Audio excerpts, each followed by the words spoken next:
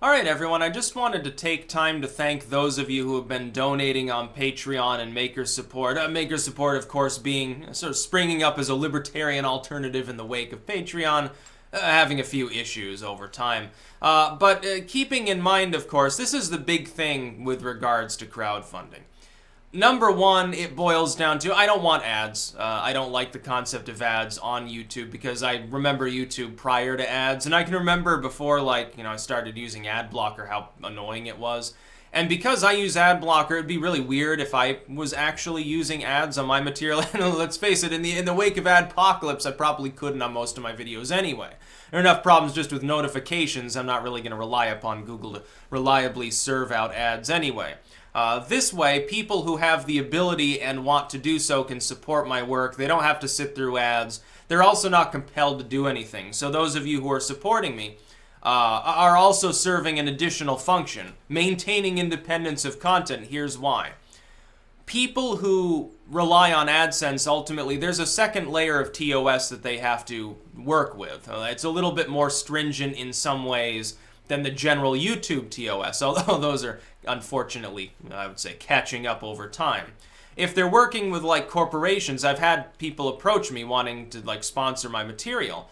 You are somewhat beholden to them because they are giving you money. Wherever your money's coming from, you're sort of a slave to it. I would much rather be a slave to 1,000 donors on Patreon and a bunch of people buying my books.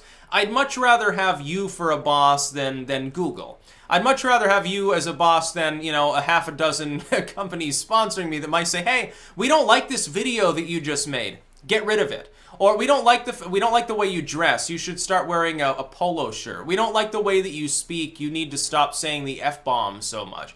And that's just, of course, not going to happen this way. Having a lot of donors, and here's the other thing, and I think I pointed this out last year when I did sort of my thank you video. I'd rather have 1,000 people donate $1 than one person donate $1,000. It's more stable, and also if one person or a small group are primarily the ones supporting your work, it can be problematic because then not only might you change your behavior in accordance to what you think that they want, and trust me, psychologically you will, subconsciously at least. You'll start changing your message a little bit. Be like, yeah, I really believe in X, but he probably believes in Y, and he does give me a lot of money. I don't really want to piss him off and lose out that $300-400 a month because, I've got rent to pay and stuff. You see, that's how they get you. That's how, employers enslave people. It's how the man gets you, how you end up an establishmentarian, I think. It's something that I'm strenuously trying to avoid, maturing. And number two, at that point, they may think that they then become entitled to tell you what you can and cannot do. I've had people before try to tell, put on a shirt, stop swearing so much. Your view on some issue is, I don't agree with it, I don't like it. Like abortion is an infamous one because I happen to be pro-choice. But this way, if there's 1,000 people that are donating smaller sums, total independence. No single individual say, oh, I'll give you $5 a month. I'm going to cancel my donations to you if you don't start believing in Jesus or if you don't put a shirt on. It's you're not going to be able to force me to do that. It's just not going to happen.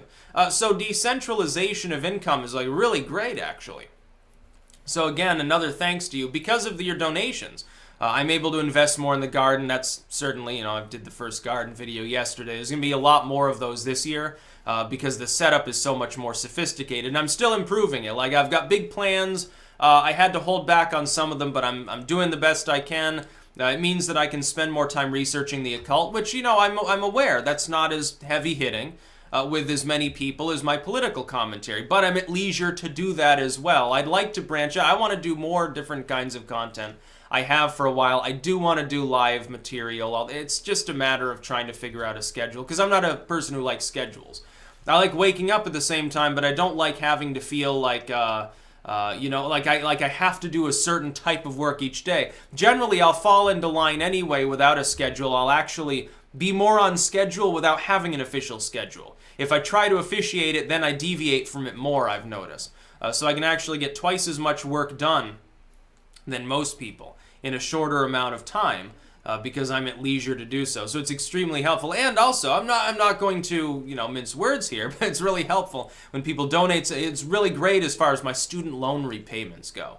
Yeah, because that was really, you know, an orangutan on my back. Now, of course, I'm able to take care of that.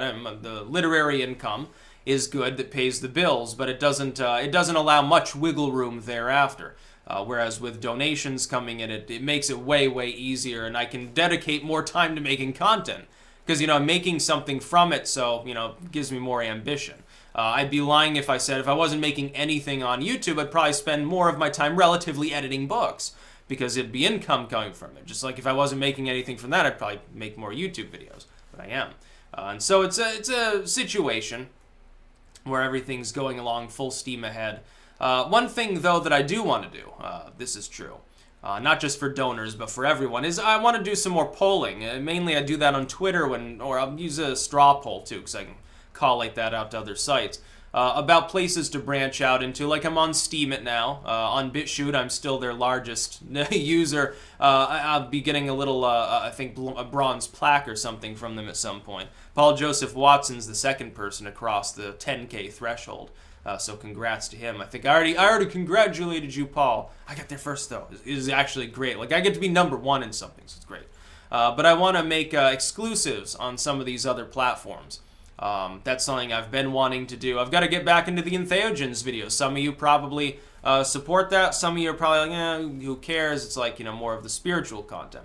So yeah, just to thank you, generally speaking, to all of you who have been supporting me for the last several years. And also to you, you know, some of you support me by buying books. You know, yeah, I want a literary occultism. Good. That definitely helps me. It helps me, by the way. If you want to quadruple your donation, just leave a review. You get a verified review on one of your books on Amazon. It's way more valuable than a sale. Trust me, I'm always encouraging people to do that. Or on Goodreads, if you use that, you can review it there as well. That's very helpful. Add my books to, like, you know, shelves and stuff like that. I don't know 100% how all of the aspects of that site work. It's a little bit more cluttered than Amazon when it comes to its rating system. So again, thank you all. That's about all. Peace out.